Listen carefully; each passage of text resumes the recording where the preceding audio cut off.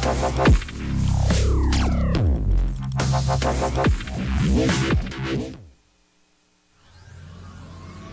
of goal! Late winner's doing it! They're gonna take! He's gonna bring down Burning! Alone with a double kill! Dropping fast! Monopoint's there! He's still alive! Oshak is right! He's got one side! He's got a second! He's taking it out! Oh my God! On three! They're all dead!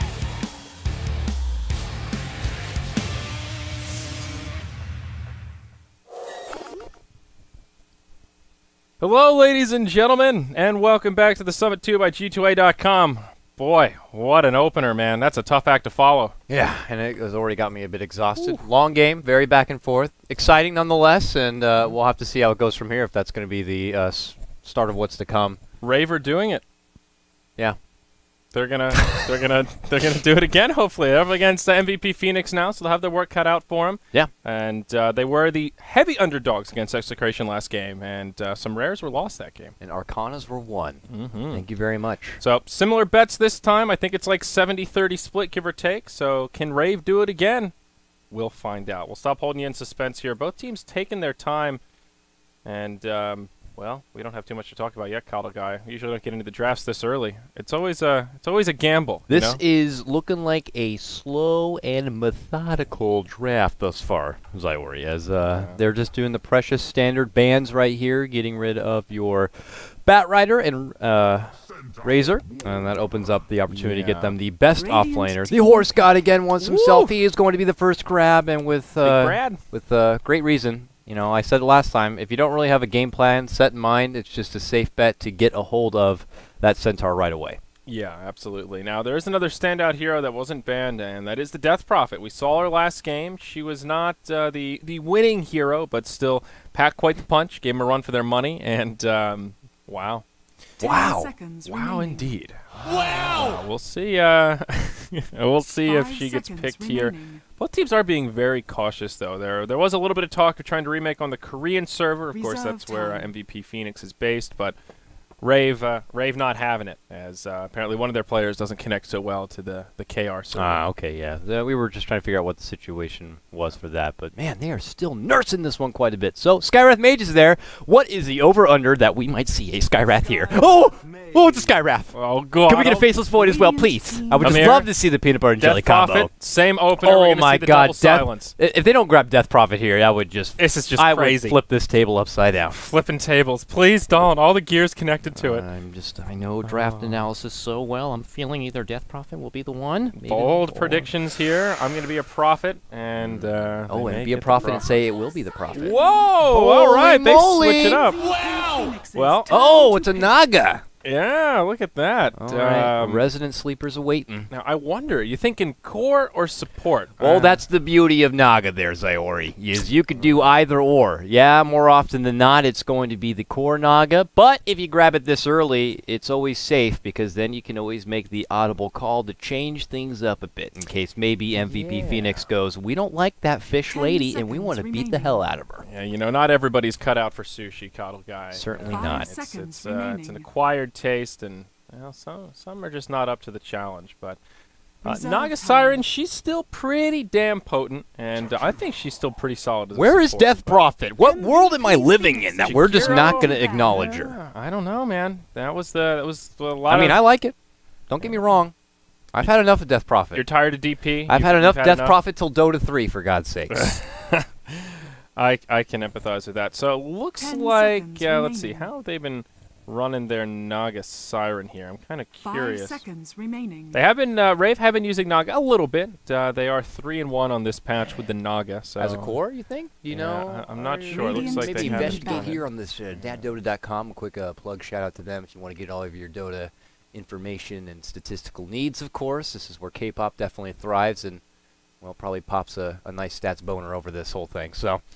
No. See, I don't know how to use it as well as he does. Oh, well, then just give up while he's you're better ahead. than me at everything. Oh. But, you know, it's open-ended right now as far as what they want to do. Pretty much as it is, you know, the pressure's on MVP.Phoenix. They got their offlaner set, Centaur, you know, if he does get put in a lane against a zoning Skywrath Mage, he just will expect that. You know, he'll grab the early boots or early Stout Shield to kind of, you know, take in those Arcane Bolts, but still be able to live on and get the regen, get to that Blink Dagger, and use that global presence of Stampede to be a big factor.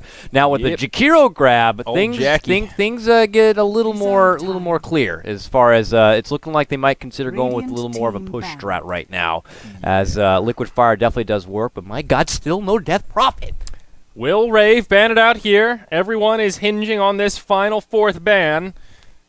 Death Prophet. I'm in shock. I'm in awe. I think the Viper, smart ban. Nobody likes playing against the Viper. And the Tidehunter, hey, Rave could use it. The Void. If this is not the Death They ban the Void when they already have a Skywrath Mage. That's interesting. Yeah, that old pocket duo, not quite as popular as it was, I guess. Void's fallen off a little bit now, and I have to admit, I'm okay with it. Void is the one I'm tired of. I've had enough Chronospheres for one lifetime. Him and his stupid no face. Yeah, it's stupid. Nice eyes, idiot.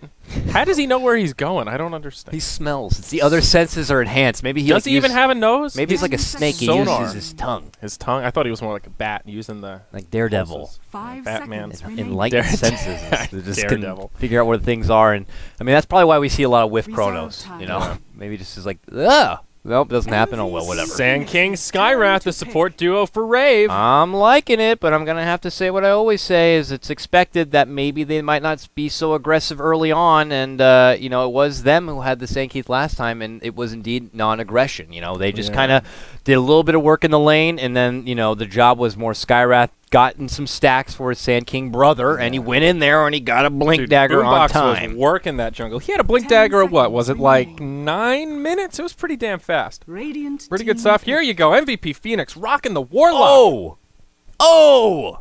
I think they love these pushing kind of lineups. They love Warlock too. Yeah, and it was, what was this TI4 qualifier that they really loved the Warlock. They brought forward the DP then when it wasn't quite as popular. Even before that, I think they were still running the Warlock a little bit. We'll probably see it in the off lane. Yeah, I was going to say, I think I remember playing in safe lane or any side lane. They don't like it in mid, which most people would consider. And remember, it got a buff. No.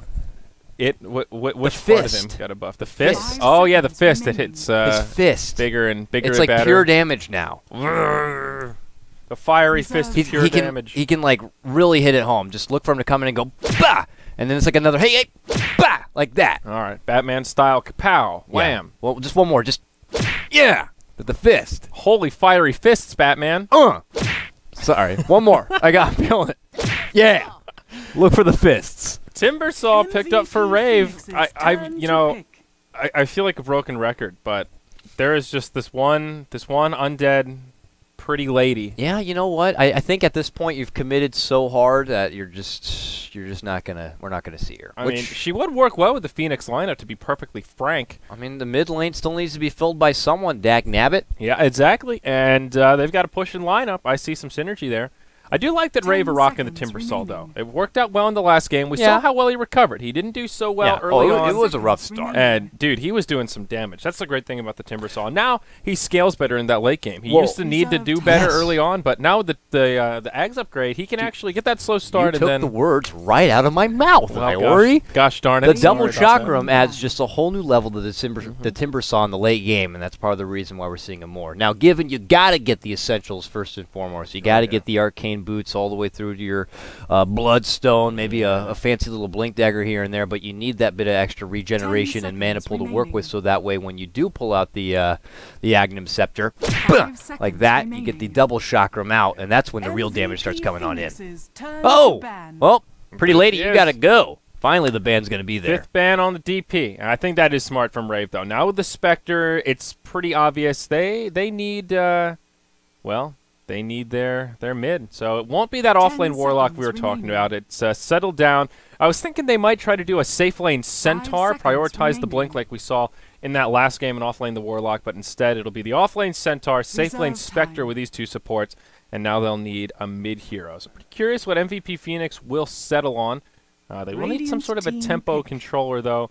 You know, somebody like a Puck, somebody like a Dragon Knight, I think could do pretty well. Someone who could snowball, maybe even a TA or something that can really divert attention, so Spectre can farm up, because it's very apparent that she is going to want to go toe-to-toe with a Naga later on. And Spectre can do that. It's going to be quite the feat. The Radiance burn, you know, we'll see a lot of burnage, I would imagine, this game with Radiance coming out from potentially both sides. Dispersion definitely helps out. And Warlock's going to be there to bring in the big pushing power, because when you're going against a Naga, you need to take objectives. You need to restrict her farm and really continue to add the pressure. And it looks like if they can get some sort of mid laner who could snowball and push, my goodness, that would be good. Yeah, definitely. And I think the Radiance build on Spectre is even better than ever now. With that movement speed buff, the kind of movement speed style, going for that fast Yasha, it just doesn't quite work as well as it used to.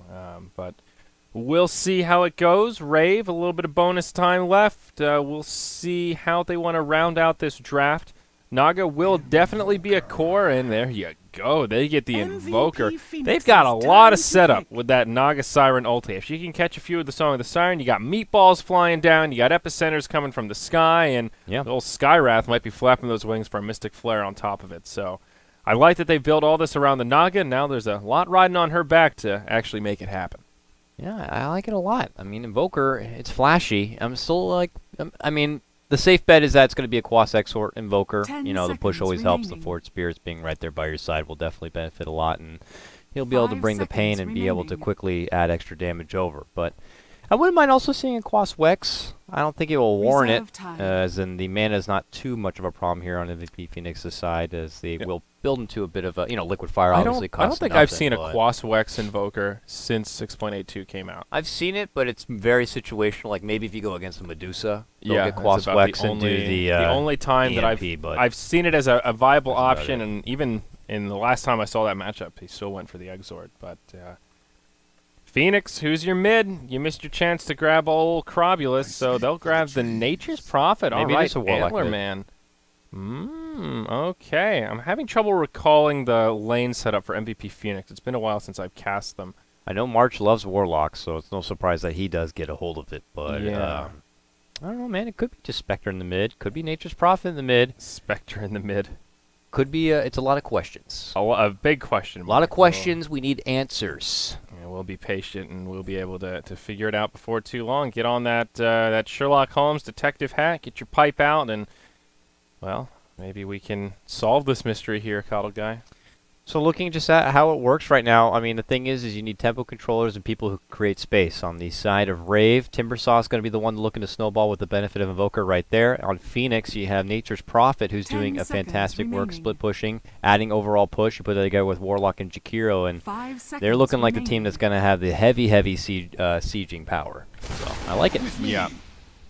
Yeah, Rave are lacking a little bit on their pushing power. Invoker will probably go Exort. He already picked up the Ring of Protection, so we'll be going for a fast Basilius, get those Forge Spirits out, and, well, may well just go into a Necro Book following that Hand of Midas and get a little bit of pushing power out on the team, but certainly not as much as MVP.Phoenix, who will start with a 5-hero invade, so have to be a little more patient to see exactly how these lanes come about, but they will scurry their way down. And on the note of cosmetics, look at this Warlock. Whoa, look at that staff. Let me see it's this a hand. Boy. It's an whoa, that thing is badass. And he's autographed it himself. It's his own autograph, huh? Yeah, I like that. Autographed by March. That's a value item right there. Uh-oh. Are they going to find someone? Boombox. He's going to be on the Sand King once more, and looks like they'll scout it out, but not going to be able to find the opening that they were looking for. All right, well, they will gain the intel regardless to see how the lane situation was going to be looking here on the side of Rave, and if they want to change things up a bit, they certainly can. They get down the nice little aggressive Observer Ward right there, and they'll throw right in the middle to see how Sand King is going to be trying to jungle up right now and get a hold of that Blink Dagger. And if they want to move on in and kind of stop him from doing so, they can maybe go for an early gank, but they do see the obs go down, and they quickly get a nice counter ward action right here, right there. And works out nicely for Rave. Yep. Now there you go. Double damage picked up by Jakiro, and Timbersaw. He gets initiated on, but he gets Timber Chain level 1, and he'll be able to survive that initial bit of onslaught. So, okay, Dire side, we've got MVP.Phoenix. It will be Heen in the off lane on the Centaur War Runner. In the mid, that will make it a duo lane for now. March on the Boots First Warlock. QO will take the Spectre. Up in the safe lane, that gives us Forev farming on the Nature's Prophet, and Ryzen will be on the Jakiro. flapping his way up top. What am I looking at in this mid lane? This is a Spectre Warlock dancing here on the side of MVP in the mid lane. Is this temporary, or are they going with some crazy fancy new age like dual lane action right now? Looks like they'll stick to it, but Rave, they've got the solo Naga for now, so yeah, he's dual lane. He's got Shadow Word first. Yeah, they're going to be aggressive here. He's going to have his work cut out for him. Innovators, man. MVP, man, looking to try to get something happening here with the mid lane Warlock action helping out this Spectre. Indeed. So on the Radiant side, what else do we have? We've got Chrissy playing the Timbersaw on the off lane. And it'll be Ryo on the safe lane Invoker. Still actually hasn't committed to anything. We'll grab finally that point in Quas. And looks like Cass on the Skywrath and Boombox on the Sand King once more. We'll rotate around. There's your Cold Snap, and Heen will be in a little bit of an awkward spot, but he just wants to TP out already. Boombox getting path blocked here. Won't be able to do anything, and he TP's back to the well. Yeah, he should have just went to the tier 1. Yeah, that's what I was thinking he was going to do. Well, now he's got to take the walk of shame all the way back to the lane. Uh-oh, mid lane. Naga moves in with those illusions early, does a little bit extra harassment, but she is not going to be having as easy a time as she'd like. She's 2-0 right now, but Spectre is 9-3, so she's definitely a bit outside of her comfort zone here, going against this Warlock here. And meanwhile, top lane, they're dancing in the jungle right now. It's Ryzen who's trying to go toe-to-toe with Timber, but Timber, you need to have a lot of aggression on him to be able to bully him back, because like if you're just throwing out casual liquid fires, he is going to be, you know, benefiting from the reactive armor already. So it's going to take a lot of punishment for him to really scurry back. He does have only one more salve left to work with, which will probably pop here shortly, I would imagine, and then he'll have to get himself right back into the lane. But he's got 5 CS, whereas last time he was struggling to get any CS whatsoever. Yeah, it seems like Timbersaw is one of the better heroes to deal with the harass of Jakiro for the reason you mentioned. Reactive armor just gets all that added benefit.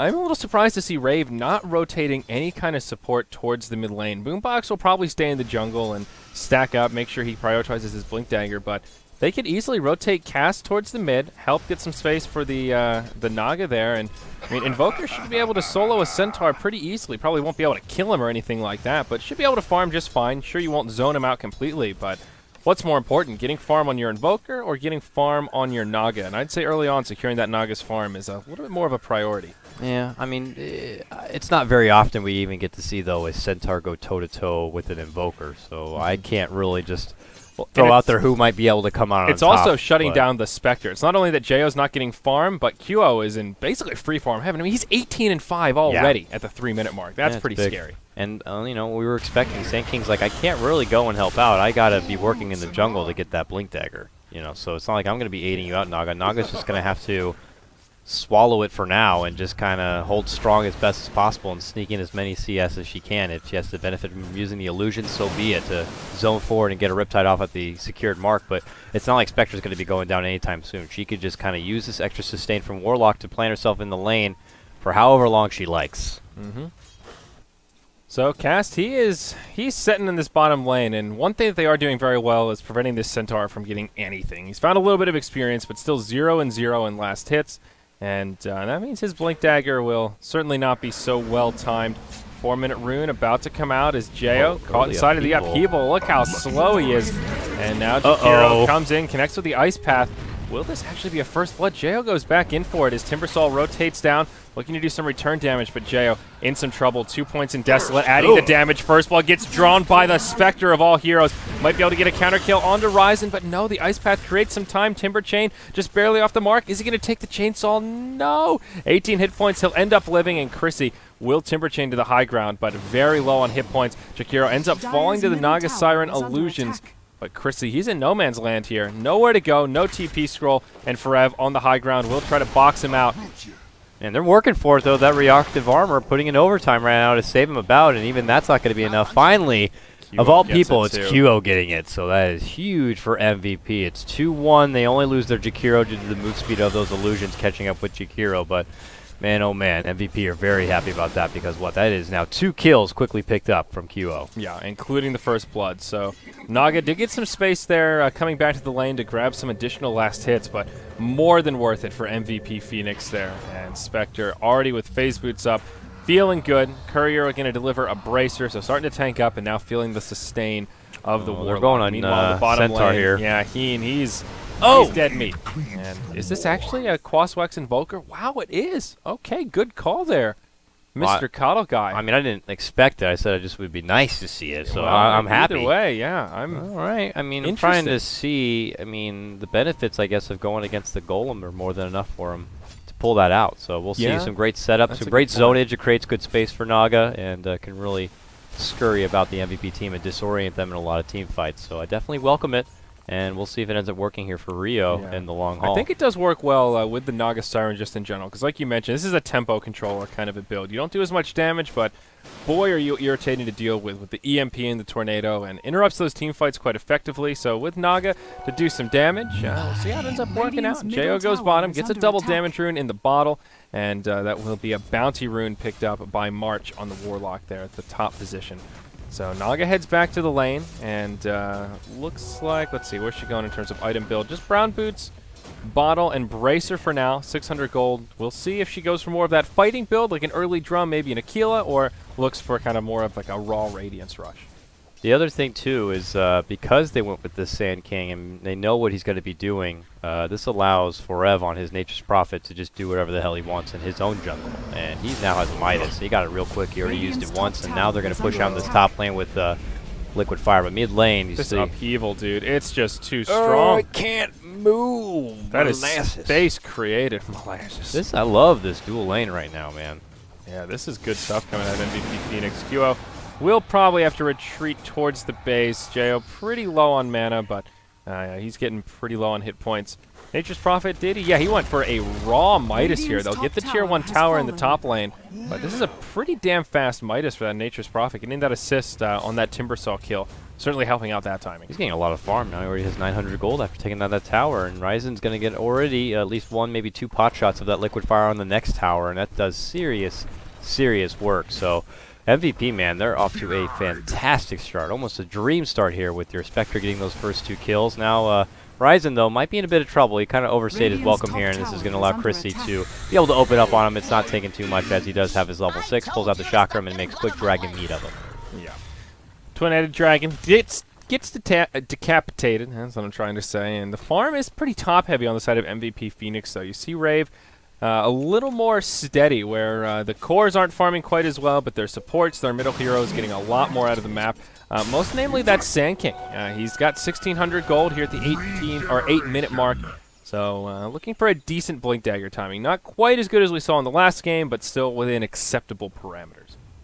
And it looks like QO is going to be going with the drums, phase boot drums kind of a build, and Naga might consider doing the same. She does have her own bracer as well, so both of them going to look to benefit from the mobility and a little bit of extra, just life on hand from those drums, and then go for their big damage item. Of course, that being the Radiance. They might just pretty much end up having mirror builds, but pretty much which carry is going to be able to come online sooner. And can't help but feel like MVP have a great backstaff that's already building up a lot of momentum here. For Rave, already had his Midas, and he's got tremendous amounts of gold, finishing out his power treads. On the opposite side, your Invoker, Rio, on the bottom, now just gets his Midas. This is really interesting. Midas on Wex Invoker is quite a bit of a rarity. We'll hold that thought as Cass gets initiated on here. The upheaval off the mark, but the Ice Path does barely clip him. Oh, they use the Haunt as well. Yeah, and will right Haunt in, and now Cass definitely going to go down. Has the Desolate damage there. Makes it an easy one, and now it's a killing spree for QO. They'll head down to the bottom tower, and this Invoker doesn't have a hell of a lot besides a Ghost Walk. Any detection? Nope, I don't see any, but can he actually invoke out the Ghost Walk? Yeah, he sure can. They'll find the kill on the Warlock as Timbersaw comes in. Now Ryzen connects with the Ice Path, but trying to fly away will take a Chakram. This will be a bit disastrous for MVP, as they've already lost 1, soon to be 2, and now Q up. He's not careful. Might find the turnaround kill. Sand King does not have an epicenter, but now they'll lose the Centaur, and it's a 1 for 3. MVP.Phoenix forced to head back with their tail between their legs. It does take a lot of rotations for Rave to be able to pull off such a strong defense, so their Naga does stay planted in the mid lane. One of the benefits of having a Spectre is that she can just use that Haunt to be a part of the fight and pick up that kind of a kill. But top lane, Nature's Prophet, he didn't want to get bothered with coming in on that. He had low mana as it was, but he's still continuing to find farm, man. He's got 1k gold. I'm really curious to see what kind of build he's going to go for. If he continues to be kind of in his own world and not part of the team fray, he'll kind of, maybe consider going with the old standard Bulldog kind of a build, the Blink into the Maelstrom. And if he does want to get into the action, he'll go maybe for an Orchid. Yeah, definitely can't argue with that.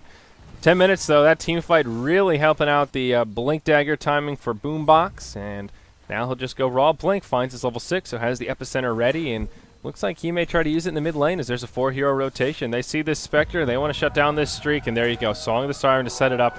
This will make for a very easy Burrow Strike. Still no Mystic Flare, but I said Burrow Strike. That on top of the epicenter as well. They find the kill on the Warlock right away. Now they look towards QO. Heen as well as Rave coming in. They're trying to turn it around onto Jo. And QO will move into the tower, gets caught inside of the ensnare, and this Spectre already just a little bit too strong. The Drum of Endurance really coming in handy there, and it ends up just being a kill on the Warlock, and they used 2 big ultimates for that. Yeah, I thought maybe they were going to try to make a play happen there on the Spectre, but they moved past seeing the Warlock and go, and man, he just fires back with another sweet kill using his own haunt, and he cleans out what he started with on that Skywrath Mage, so it just ends up being a support for a support, while Rave kind of commit a lot more for it. Yeah, certainly so. I think MVP will be okay with that one, and Spectre keeps his streak intact. A little bit of a shame he had to use the ultimate, but 4-0-1, not hurting too bad. In terms of Radiance timing, looks like Spectre and Naga going for comparable builds, both with drums. Spectre went for the upgraded boots and is about 300 gold up on the Naga. So if it's just looking towards the Radiance from here on out for both sides, looks like Spectre does have that minor advantage, but that might change as down bottom takes the Tornado EMP, in comes Boombox, but March is there with the upheaval as well as the Shadow Word, and wow, that upheaval, man, 3 points in it, and you can't catch the Spectre. It's like he's got his own personal bodyguard that, hey, you man up on my buddy, prepare to be slowed into oblivion. Yeah, and the magic wand certainly helps him live and move on past that. A lot of spells committed gives him those charges, but March might end up going down right here. Roche, please? Nope. Okay, well, he ends up falling promptly, so not a problem. But I gotta tell you, man, Nature's Prophet has been the unsung dark horse that could be for MVP. He's lingering here in the jungle. He's already got 1 Oblivion Staff. He is going to go for the Orchid, man, but he has got the highest net worth in the game thus far. He's pretty much doing whatever the hell he wants. He's not really bothering getting a part of these fights. He's going to wait till he does get that big item online, and then he will quickly surprise Rave, probably, in these upcoming skirmishes. Yeah, I think so. We'll see. Timbersaw's farm is looking pretty decent. Has his Arcane Boots and his Soul Ring. Stampede used. Not sure why. That was just a casual Stampede. So angry. Yeah, I don't know. I thought there was going to be an issue. Maybe they thought that Rave were going to jump on him here in the mid lane. But, yeah. Maybe a bit preemptive, you know, just kind of so itchy trigger finger to get away from any potential danger, but it's not going to be there. And now Rave Warlock does that. find his 6, though, so this is always a big window of opportunity. Up top, QO, Burrow Strike comes on, and he'll just haunt away. Spectre, where does he end up? Has to go mid, dives the tier 1 tower, and looks like he'll still end up going down. Oh, a close call, but now they'll drop the Golem onto cast. The Ice Path is off the mark, but they'll make it a 1-for-1. The Skywrath Mage is the one that ends the streak, so it gets a huge amount of gold out of that. Look at that Golem. It is ugly as shit. Let's take a look here. Ew. Whoa, look at his face. There's no face. It's just a giant ugly-ass mouth. Teeth. It looks pretty cool, but yeah. Looks like something out of Doom. Yeah, it really does. Look at that tongue, dude. Diablo Holy or crap. something.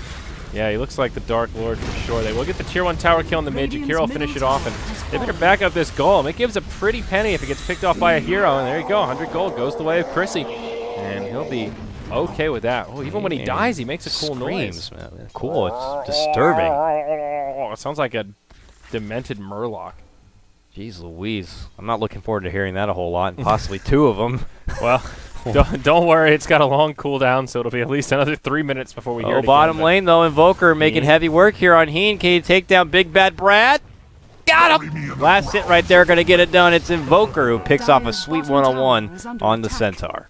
Yeah, now looking at the graphs, it's actually Rave that are coming out way ahead in this laning phase. Despite that Handamitis Prophet farming his little heart out and that tower going down, it's still about a 4,000 experience lead and about 1,000 gold for MVP.Phoenix.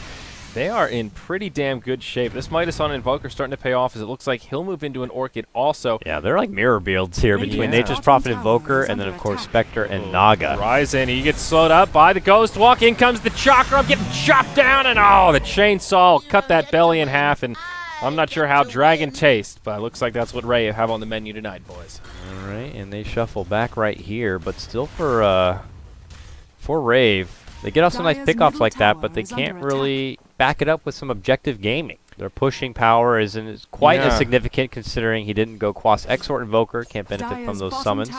And they're kind of have to do it the old-fashioned way with right clicks. And it's taking a little bit of extra effort, while for the team MVP with the Liquid Fire, with Nature's Prophet and what have you, even Warlock and his ultimate, they can take towers quickly. But oh my goodness, just as I say that, it's a Warlock who quickly hits the deck. But the core also will be taken down. And it looks like, I don't know where that went. Elsewhere in the world. Yeah, Spectre did use his Haunt, but I'm going to find so much out of it. And sure, they lose their Courier. That's kind of a sad story. Soju goes down, poor little elf thing there. But still, I think Rave are somewhat okay with it. I mean, getting another free kill there, doing some decent damage to this Tier 1 tower down bottom. Up top, QO and Jo, the two Radiance farmers, looking to go blow for blow, but Spectre wants no action in that front, and we'll back it on up. There's your first Orchid. And it's up on the Prophet. Yeah. The Orchid race is going to be win by Nature's Prophet. Let's see how long he waits before he likes to put it to use. Yeah, got a brand new toy, and I want to try it out right now. Oh, look at down bottom, and they're going to set this trap card. Boombox just hiding in the tree line. Epicenter ready. He's ready to hop over this tree line. And, okay, never mind. He's just going to go back defensively. I thought they might try to man up on that. The two squishier heroes, the Jakiro and the Warlock, kind of a big opportunity, but... You know, you do have to worry that Spectre, you know, well, they should have known he used his Haunt's on cooldown. He just used it. So. You've got an Invoker there with an EMP Tornado. They probably could have went in there, but I guess they weren't feeling it. I mean, you also have the global presence of Forev, you know, Nature's Prophet, who can constantly be in there. It's the global strat, but he's putting it to use right now. He's looking to come in from behind. They get Jo with that Orchid. No song for you, milady, but it's going to, he'll be able to finally go in the corner. Oh! Gets it out. The global coming out. The... Wrath of Nature is actually going to turn it back right now. Mystic Flare, can they get a hold of... Oh, that Nature's Prophet Stampede's not going to be able to help out. They eventually take down both of them. Nice work and rotation coming out from Rave. They aid their Naga lady, and they get a nice comeback. Ooh, yeah, not only does the Naga live, but they get a 2-0 turnaround, a huge 1,600 net worth change. The two supports getting a kill apiece there. Skywrath Mage getting some great experience out of it, and Sand King helping to finish off that tower. So Timbersaw, he should be well on his way to a Bloodstone now if he doesn't have it already. And yep, he's got it. Just has to rendezvous at the base, given the Courier's still down. Meanwhile, MVP.Phoenix still group up in the bottom lane, looking for this Tier 1 tower. Can they snag it? You've got a Golem at the ready, but Ryo goes in, connects with an EMP Tornado. March gets blown up to get things started. Now QO going in, wants the Invoker. They'll use a Dust, want to make sure he doesn't Ghost Walk away. They find the kill on the Invoker, but now Chrissy, can he do it? Forev coming in, it's a 1v4. Where are the TPs? Now he'll get silenced. He's in big trouble. The TP from Boombox. He doesn't have an ultimate. There's only so much he can do. Maybe a deny on the tower will be in his future. No. Going for QO. Does get interrupted from the Sandstorm. Manning up. Rave. They're crumbling. Just like that, now it's a bad trade in favor of MVP as they try to defend out that tower. The rotation just too little too late, unfortunately, and Timbersaw silences one of his worst enemies, and that Orchid already goes to solid use right there. It didn't get a whole lot done on the top as that one blew up in their face, but now they get something going on the bottom. And it's a big 2,400 net worth change. They get the tower out of it, and that lead that Rave has still there, but MVP at least getting something off that. The big problem is this Naga, who all of a sudden there's your Sacred Relic, and Spectre only 2,600 gold. So there's a big disparity in these timings, and that's a big deal because whoever gets it first has that farming advantage where you get that little jump start, and you can get that snowball rolling that much more quickly. Now, Spectre did go for phase boots, while Naga did not. So given the 1,000 trade, it would be relatively close. And definitely Spectre does benefit from the skirmish that broke out there on the bottom lane. But they're looking to make a go on her. They got 3 marching on forward here. If they can get a big jump in on the back end of a Sand King Blink Burrow Strike, they could quickly take down this Spectre. They have heavy burst from your Timbersaw, and of course the Mystic Flare available and at the ready from Skywrath Mage. Jo, he's got the ultimate trying to use it, but they've got the lockdown to bring down the Naga. She'll get chopped into sushi and sold on the black market. Oh, big rotation to mid, though. They're looking to fight and get a bit more out of his. MVP would love to get more. Nice Ice Path catches on Boombox, and he rotates down to the south to get away. Skywrath Mage not going to be so lucky, and they are still on hot pursuit. And I say that because Liquid Fire is right there, and they ultimately get the Scorpion. MVP.Phoenix, they answer back with a big 3-0 across the map. Another huge net worth change in their favor. And now we've got an even games on our hand here, Dakota. It's actually going in favor of MVP.Phoenix for the first time this match. Almost a completed BKB on the Nature's Prophet off the back of that, and all of a sudden, Naga still off the Radiance, and Spectre, well, only 400 gold away from the Relic himself. They're going for Roche, but Chrissy's right there. He grabs up the Bounty Hood, sees what's happening, and Timber chains up to the high ground, so they know that MVP are looking to get this done, but can they do anything about it? That's the other big question. Now, it actually is going to be enough for MVP to not consider committing on this one just yet, even though they have the Liquid Fire and the Treants to help them out. They're going to play it extra safe, and they do pull back. So, let's see, other item progression. Jakiro has completed the mechanism, so now MVP.Phoenix are in slightly better team fighting shape. There is no mech on the side of Rave, so it is one team fight advantage going the way of the Dire, but that'll be the Radiance completed now on the Naga Siren, headed out now that their couriers respawned, and we'll see Jo's farm really accelerate. Still a big window of opportunity for MVP.Phoenix. Oh, they want mid-QO. Oh! They find him. If you blink, you miss it. They get a quick concussive shot, follow-up, Mystic Flare. Buyback haunt. Oh, they want the turnaround. They'll find it onto the Sand King as well as the Invoker. And they get a quick 2 for 1. Smart plays from the Spectre. Gets a little bit of recovery. Let's look at the recap, see if it was worth it. And a very slight net worth positive change for MVP.Phoenix. Hashtag worth it. Yeah, hashtag worth. Now they're going to move. Math. Yeah, hashtag calculated. They're going to move in the Roche pit now, and now we can get it done as they move on in. And the benefits I said before, Treants, Liquid Fire, and so on and such forth. It's not going to take a whole lot of extra muscle to bring down the big one. This is going to be a Sweet Ages benefit in their favor, and even more gold working towards them. So that advantage in the early game slowly paying off that much more for MVP. But we'll have to see as it's going to ultimately come to a place where the two Titans are going to have to cross. Those two Titans, of course, being the Naga Siren and the Spectre. Mid-tier 1 tower denied as Forev TP's in, so nicely done there. And yeah, QO just goes right back to farming here in the top lane. So boy, another back and forth game here as it's still pretty even. MVP.Phoenix though, they've got that big pushing advantage, so they can afford to be a little patient now, and as long as they can minimize their losses, tower exchanging, it's 3-2, so it is in favor of MVP.Phoenix on that front. They just denied that tier 1 mid, but up top. The setup onto QO. Nice Orchid. They're going to follow it up. EMP is not going to be able to catch up in time, and Timbersaw can't quite push on forward and pull out the shotgun, but here comes one rotation, and the global presence from Nature's Prophet, and they turn it right back, slam down that big, ugly son of a bitch, and they want to get a hold of Chrissy as well. They managed to get him right there, but he gets the nice TP off after the back end of that Timber chain, and will make the swift escape.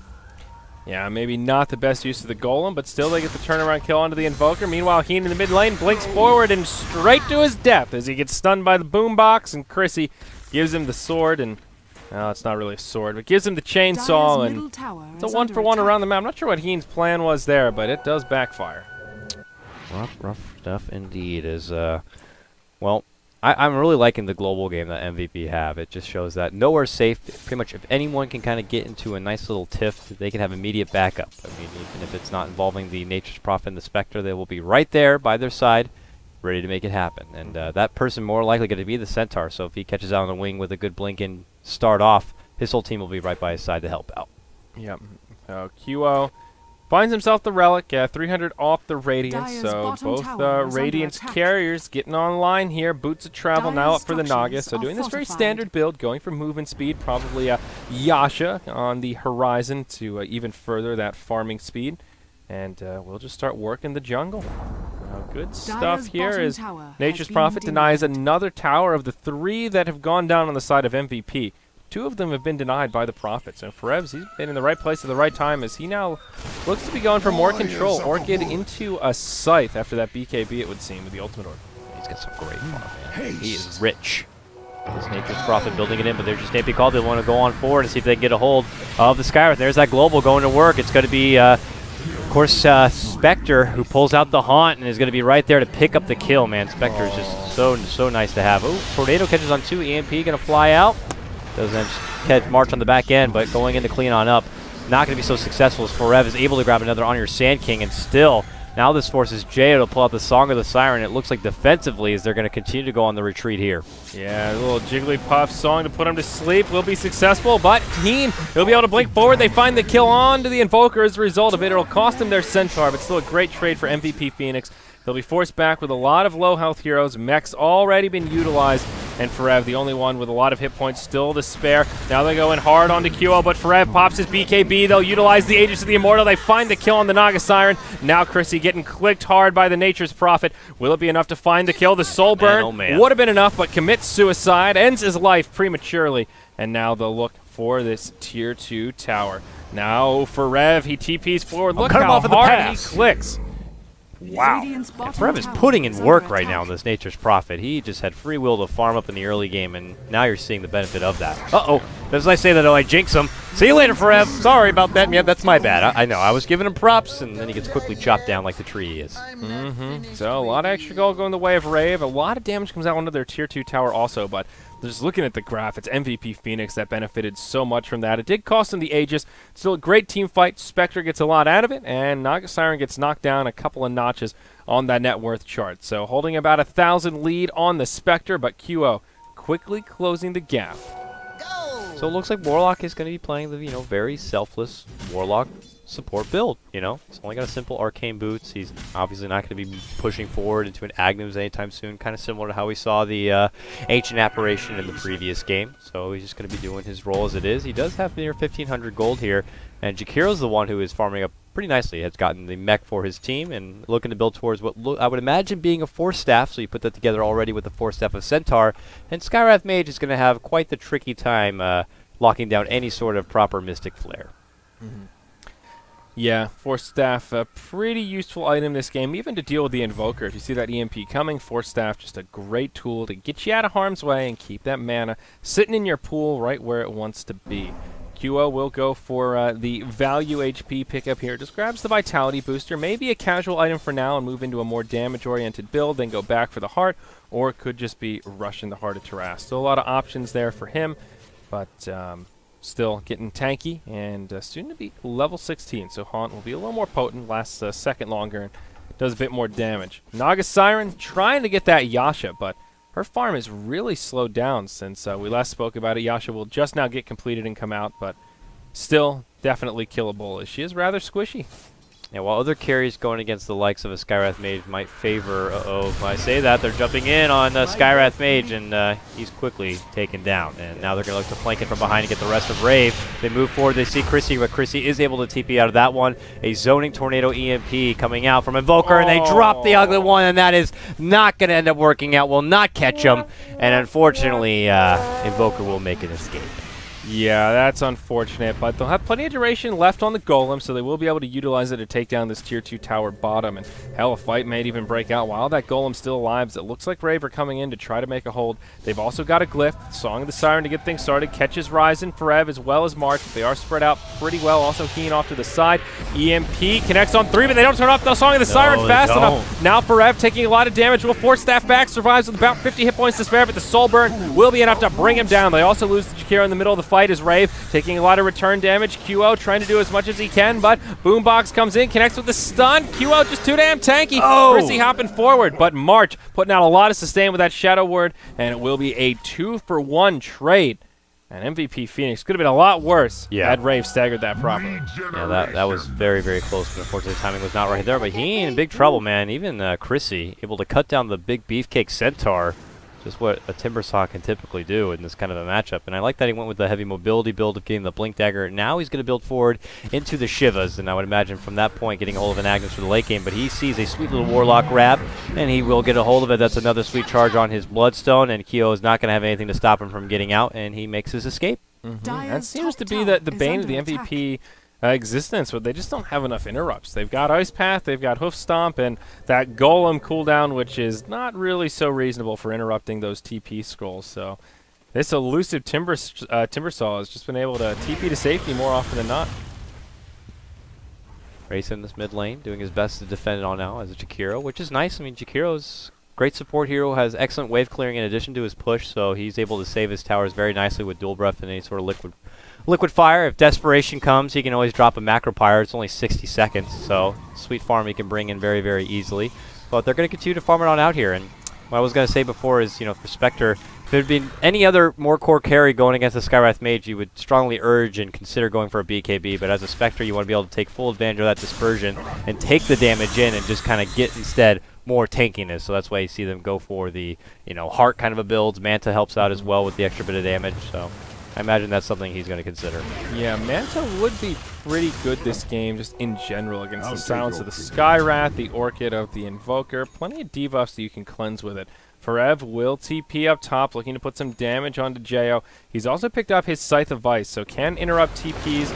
We'll get the clear vision here. Does he have the interrupt? Oh, he just barely finds it. Now the Haunt in from the Spectre. Oh, man. There is a Song of the Siren, but He'll have to use it. will not be able to TP out. He can't. can't even use it. Oh, my gosh, this Prophet. He just hits so damn hard right now with all these core items.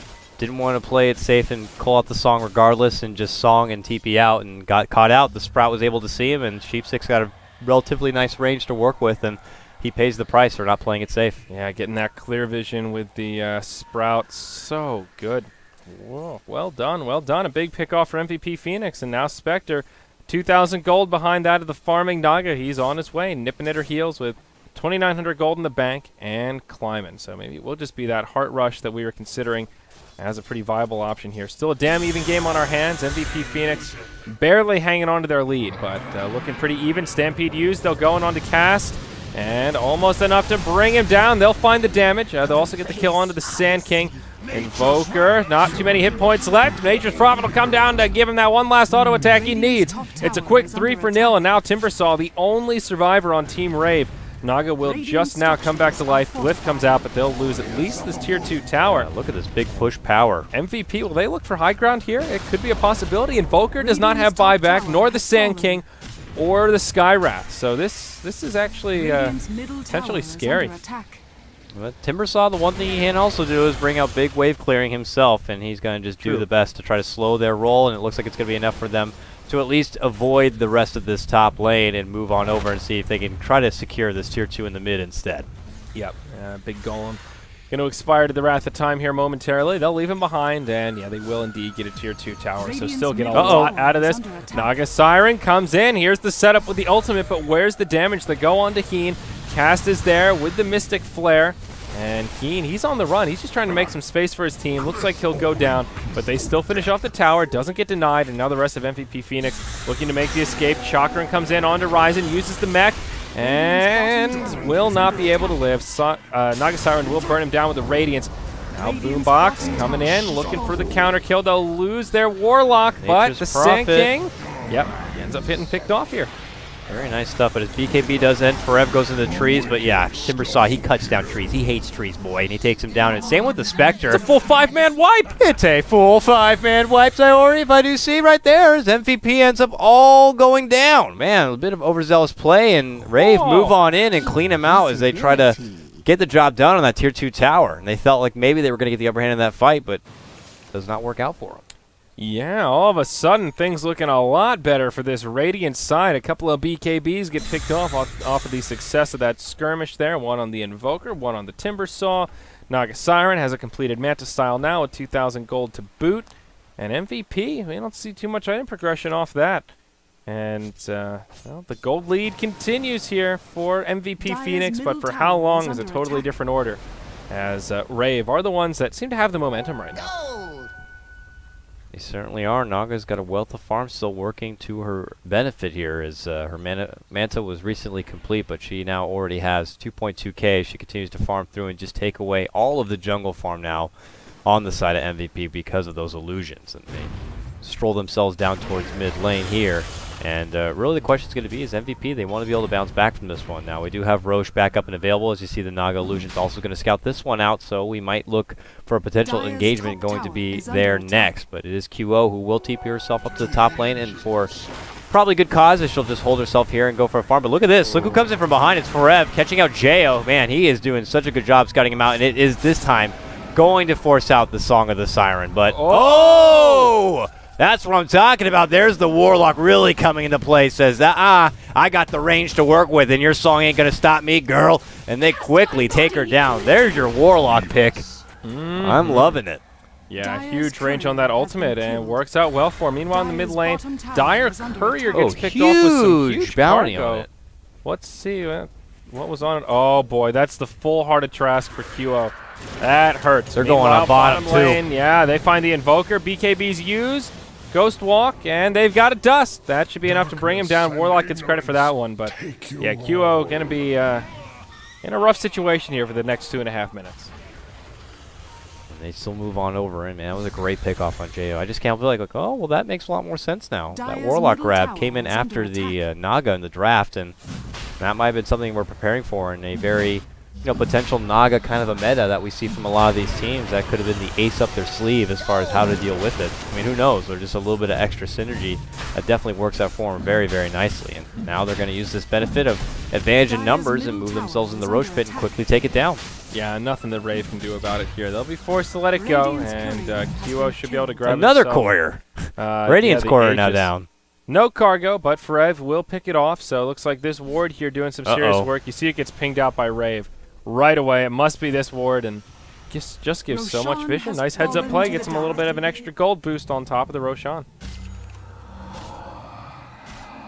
Meanwhile, you see them pull on back here, so game's still relatively stalemate, I'd say. Nothing too significant because Naga just has such that huge benefit from farming on up. You see just her illusions all over the minimap, spread like the plague as they just farm all over, whether it's her side, whether it's their side, getting it done. See, Timbersaw does pick up the Shiva's armor. That does work very, very nicely against your Spectres, trying to dish out the extra damage, and definitely aids in getting rid of all those extra bit of illusions who continue to burn out the rest of the whole team. Especially someone like a Skywrath Mage who's flimsy as it is with only a Force Staff, 853 life. He is going to be having a real tough time trying to stand towards that that haunt. Yeah, and even though Jo has been picked off solo a couple of times, you still see him like out-farming the Spectre, and a lot of things have been going the way of the Dire, but you just can't quite keep up with that farm of the Naga Siren once she gets that Radiance. We'll see where she wants to go from here. 4,000 gold up on Jo, so no doubt we'll be starting to tank up, maybe looking for that value evasion piece, but instead goes damage. There's your level 1 Diffusal Blade, and getting the utility of that mana burn across the illusions, always an irritant to deal with. Now bottom lane, we're going to see Rave congregate down here and look going for a siege push down on the bottom. We have one more tier 2 standing right here. Or actually not one more. They actually have all 3 tier 2s. So a lot of towers still standing on the side of MVP. That's a lot of gold that Rave are looking to get a hold of here. And they're going to play Sand King over here on the side to see if a defense is going to come, and he will be able to jump in and get things started. And it's going to be Centaur as well, looking for the same thing. He has Stampede ready to go. March has his Golem ready to fire out right now. And we'll see what the game plan is going to be. It looks like actually Rave are going to pull back. Yeah, it looks like the game plan is just back it on up, play it safe, and Sand King will kind of get left behind here, but they won't scat it out, and it looks like Boombox will be A-okay. There's your Heart of Trask completed on the Spectre as the Courier respawns, still hanging on to that Aegis, and has about 1,800 gold to boot. So he'll be in okay shape here as things just continue to slow down. Naga farming all over the place. Will Song of the Siren TP home as Spectre haunts. Oh, they might go on bottom, though. It's Sand King, who was still lingering in the woods, came into the lane. He scouts him out right now. We already used the Hoof Stomp, and he's not going to be able to catch up with him, and he does promptly TP away from that one. Even Forev comes in hoping that he can get a hold of that Sand King, but not going to be so lucky. He's already gone, sir. You're not going to find him in there, unfortunately. Yep. So, Jo with 1,500 gold back up. We'll probably just max out this Diffusal Blade, but then Heart of Trask, Butterfly will probably be those final 2 slots, at least for now. The HP and then that value evasion. See mid lane, Stampede used. Who are they going to hop on? They'll find Chrissy, and it's Forever in the front lines. Turns him into a piggy, but does get off the Whirling Death before that happens. Cuts through the trees. Now the rest of the damage coming in, and there's your Golem from the Warlock right onto Boombox. They just can't really focus down one hero. They'll finally bring down Cast, and they also got the Sand King off to the side, so it'll be a 2-0 in favor of MVP.Phoenix. QO misses the dagger, and that will ensure the survival of the Timbersaw. Now, where do MVP.Phoenix go from here? It looks like they will try and chip at the high ground, and they want to make a fight happen. They can do. Their Aegis is still up, but not for a whole long time, so they want to take advantage of it as much as possible. That's why you see QO right up in the base. Happy to lose that first life if necessary. Jo moves in, boots out the ensnare, and they're quickly going to go to town on him here. But they're going to make him work a bit as Racing throws out the Ice Path. There's your Tornado. Actually catches very nicely on him. Orchid jump on forward. Chrissy sends out the Chakram looking to burst him down, and Well, bouncing on back is going to be Heen, who goes right through, but he's big damage. Deafening Blast locks him, and, well, they quickly take down the big Beefcake Centaur, and ultimately, it looks like the Song of the Siren is going to be able to lock them in place. And here comes your medium Mystic Flare for Rev, though. Quickly, 4 staffs get out of there, and gets shoved back in the corner, trying to get some right clicks before he might go down, but he actually lives. He sneaks away on the sidelines, but nope, not for long, as Chrissy's able to catch up with them and will finish him off. March also going to be taken down at the same time as Jakiro. Only Spectre to live right now, and unfortunately for her, she might be next on the list, and this could be another full-man takedown. It looks like QO will expend the Aegis. Can they take her down a second time, though? That's going to be the question. He doesn't have much left. No haunt, nowhere to go. Not even a Spectral Dagger to his name. Will do some return damage to Chrissy. Can he get a kill out of this? Chrissy denies himself, and okay. They'll go down to defend the bottom tier 3. I'm a little surprised they played it that way. I think Sand King, he had another stun coming up. They probably could have killed that Spectre again, and I'm not so sure he needed to commit suicide there, to be perfectly honest. I'm not too sure either, but well, better safe than sorry, I know. I suppose, yeah. Well, he pulls out around the corner. That sends QO free, and he goes right back up to his side. So thankfully the expiration timer was in his favor, because that was getting a little close, I would imagine, before he did go down. So MVP definitely don't get the better hand of that engagement, and don't really get a whole lot done inside the base itself. So that doesn't really come out to a whole lot in their favor. And at this point, J.O.'s going to continue to farm on out, so this Naga is going to get 6 slotted very quickly. Now picks up the Reaver, and that much closer to finishing out her heart, just pretty much missing the gold for a Vitality booster, and she's going to be ready to go. Yep, that's the time when this is the time now when Naga is getting really scary. The illusions get so much more tanky, and it takes considerable more effort to take them down, and where supports just can't solo them quite as easily. If he runs into the Warlock, sure he can kill it, but will take a lot of damage just from the mana burn and the Radiance as well. Well, you know, we could potentially see Forev fall back on a rat tactic, and it could be rat on rat kind of an action for this one. But meanwhile, mid lane, big AoE damage flies out, and it's a big spicy meatball that drops down on Centaur's head and then taking him down. And Godlike Streak's going to be pulled out from Chrissy. J.O.'s going to be forced to pull out the song right now, and March this time is actually caught in it, so he can't get off that sweet golem. Actually, was already used right there early on. Skywrath. Is there going to be another kill out of this? Looks like they'll isolate Boombox, and the 2 supports will probably get finished down. Boombox tries to TP home, but yeah, it's not going to happen. Nature's Prophet gives him the click, click, click. He's picked up a Mjolnir now, so those clicks coming out pretty quick. Clicks are coming out quick. Yep, quick click. And they're going to go ahead and just segue themselves down to the bottom lane and continue pushing on through. That Diffusal now picked up from QO, and they'll just kind of push on in right here. As J.O. does not have the song available, though it's already level 3, obviously. It's got only 60 seconds, and they will have it up for the next potential engagement, just using their best to push it back out with those illusions as much as possible. So breaking the base is going to be a task in itself right now for MVP. It is Rio who pushes on in, is happy to go toe-to-toe with the Spectre for now. He does eat the dagger, but here comes backup, as it will be Chrissy moving on in, and he cannot stand to that, so QO will promptly move back from that point, while the Naga, as you see on Raisin right now, he's getting a lot of damage just from this illusion. He's going to be forced to TP away. Yeah, exactly right. This is just how do you deal with the Naga at this point? She's hitting that critical mass, and sure, Spectre is big, but can't quite do that same thing where he's constantly pressuring all the lanes and killing supports just with illusions that cost him pretty much nothing to make. Spectre has picked up the Diffusal Blade of his own and another 3,000 gold, so maybe a Butterfly could be in his future if he wants to continue tanking up. But Naga has that Heart of Tarrasque now complete as the Doomling flies it over. And talking about some regeneration here, 3,000 hit points up on the Naga. I like how she went with Diffusal Blade because of Warlock. Nice grab for her. Yeah, yeah. It's also, I mean, it's just great on Naga in general. So this is one of those games where it's just that value town pickup.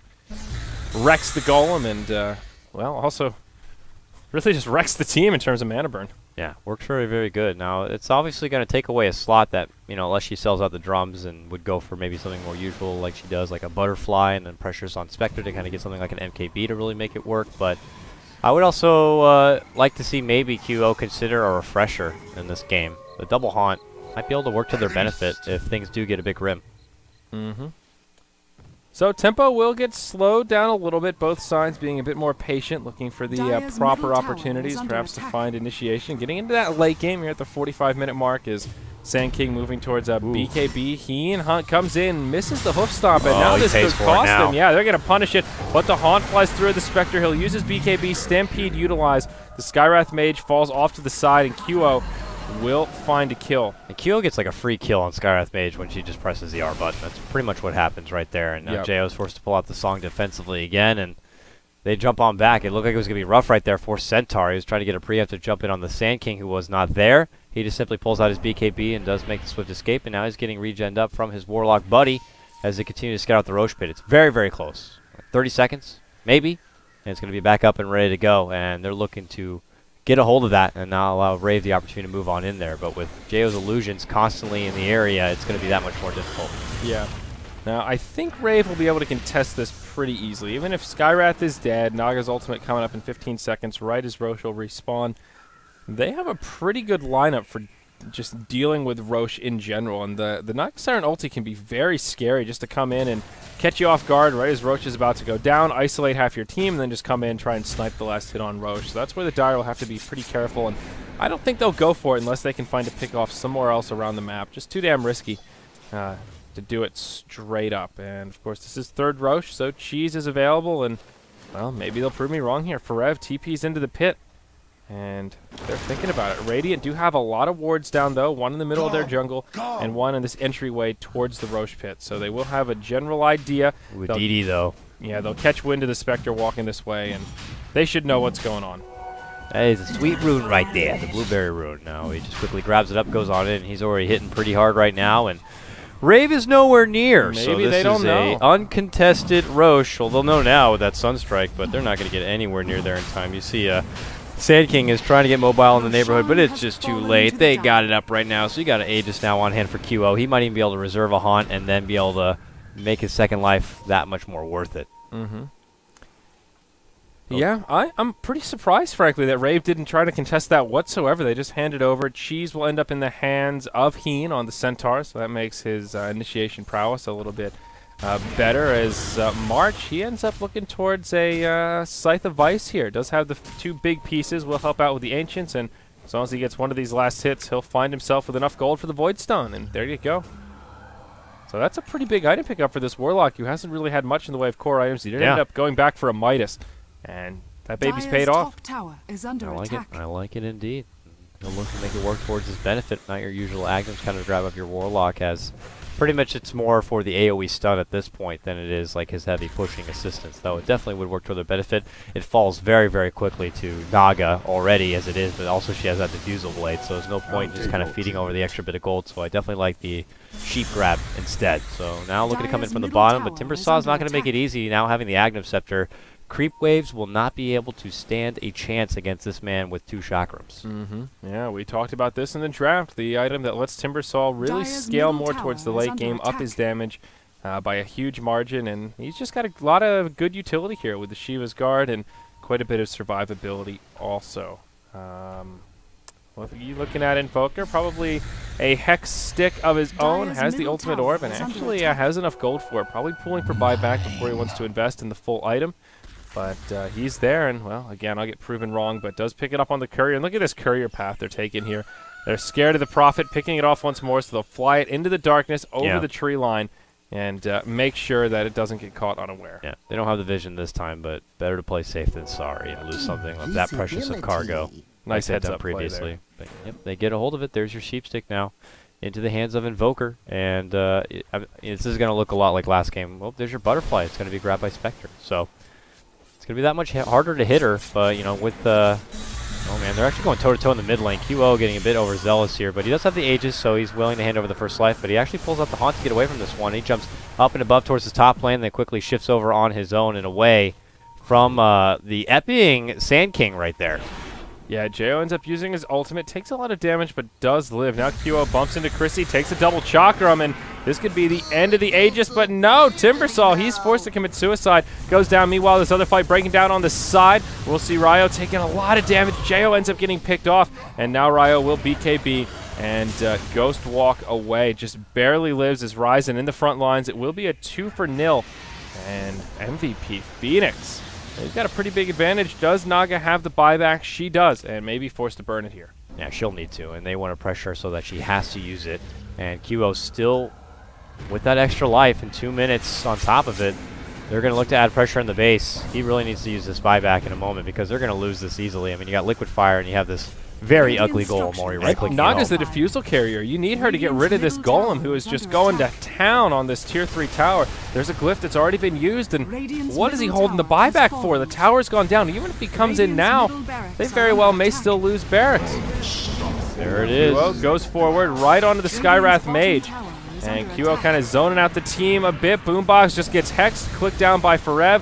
And Ryo taking a similar amount of damage. Now Jo comes in, going hard onto this Prophet, but oh my gosh, Forev, he's just doing so much damage here. It's another Song of the Siren used defensively.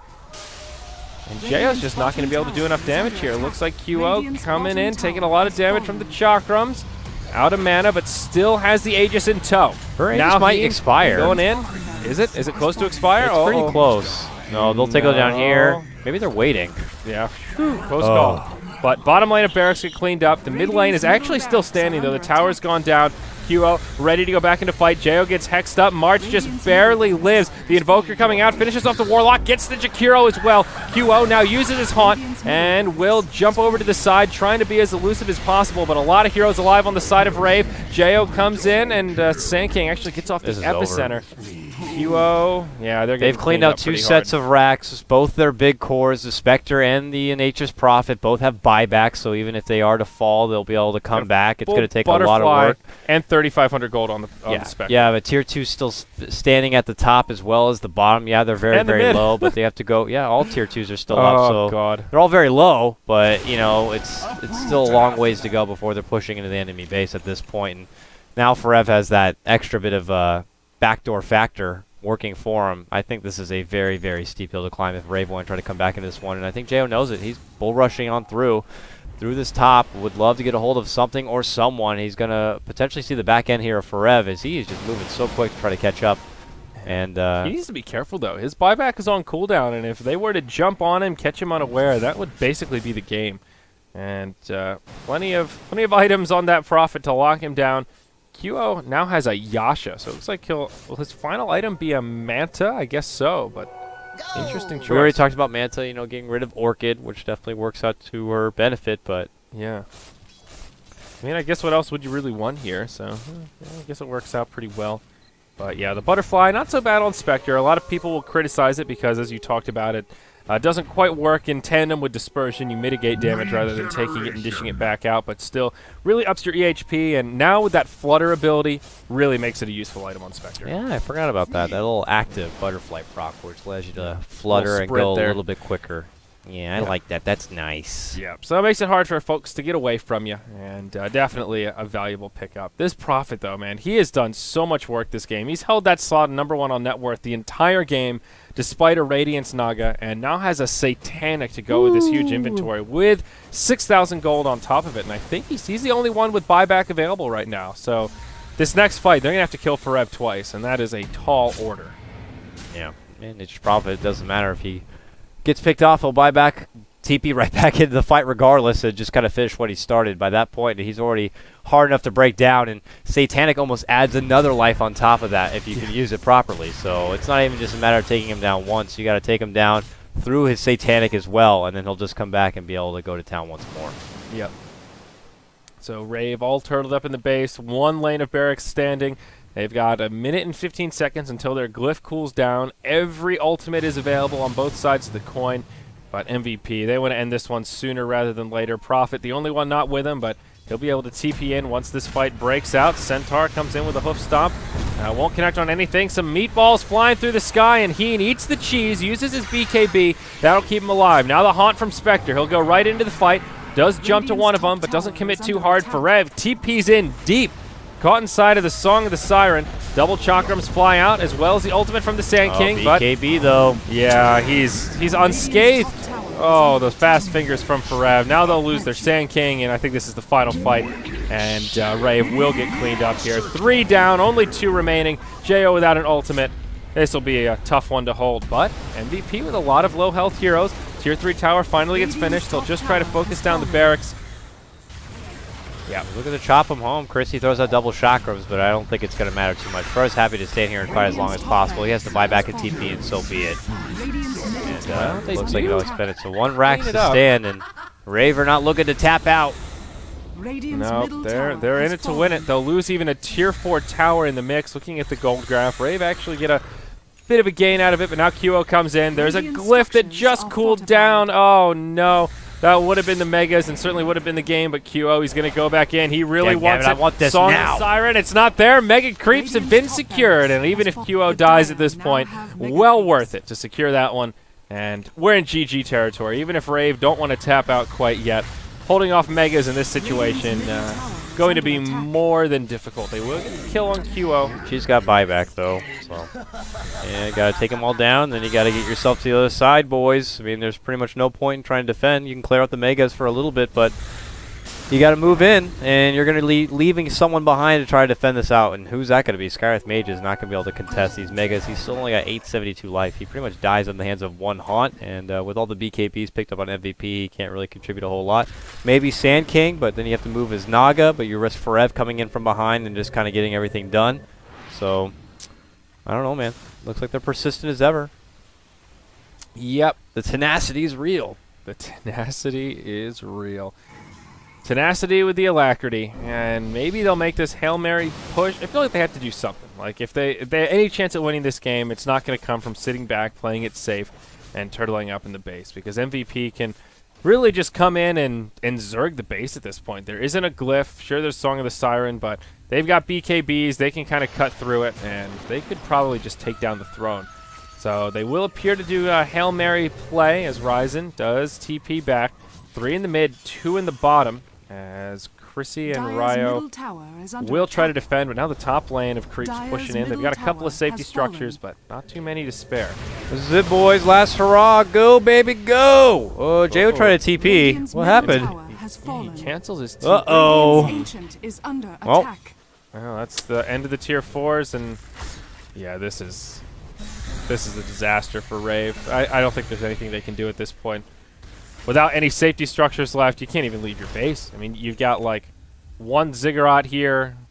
Yeah, but even then, like, they move on in. If you're leaving someone behind, Spectre just haunts, goes actually into the base, and her and Forev could just easily finish it out. They're persistent as ever. Yep, I don't know, man. It looks like MVP, they'll play it safe also. They go for the Roche. They're still hungry. They want to fill the belly with some cheese. And that's some serious safe play. Yeah. Really. I mean, I think they can just BKB and run for the throne. You know, no glyph. What are you gonna do? No, I want cheese. I want cheese. Everybody wants the cheese. Forev, he picks up an MKB, so yeah, that evasion Naga picked up. Not gonna be so hot, and yeah, now they'll press forward. This will be the final hurrah, and Sand King's not even with him. He's got a TP. He will TP back just in the nick of time, but Tornado double chakra connects on Spectre, and they move on in with Stampede, and they ultimately get slept here briefly. Double BKB going to be popped, and well, Forever goes right into the heart of the base, and he's going right for Jo. He's just going for Jo. Yeah, he doesn't have a care in the world. Still has his buyback available, both the Spectre as well as the Nature's Prophet. So even if they somehow get taken out, they can buy back, get right back into the fight, and quickly sheeped up, yeah, and tossed in the air. And ice bath. Dive in the well. And routed. Doing some damage. Jo is going to be a dieback. Ooh, Spectre just barely lives, and will go down. Finally, the GG comes out as the throne is destroyed, and well, that'll be our second game of 5 back-to-back long ones here. And so a 70-minute +1 and a 60-minute +1. This is going to be a long night at this rate, as these teams are persistent. Yeah, and they're next, like we'll have MVP.Phoenix versus CSW X Immunity. All right. So we'll see MVP.Phoenix hot off the win here. Maybe they can carry that momentum, but we're going to take a break and get this next game up. We got to get going. Yeah, we're behind the schedule. We got to, oh no, the curse. The BTS curse continues. Let's do it.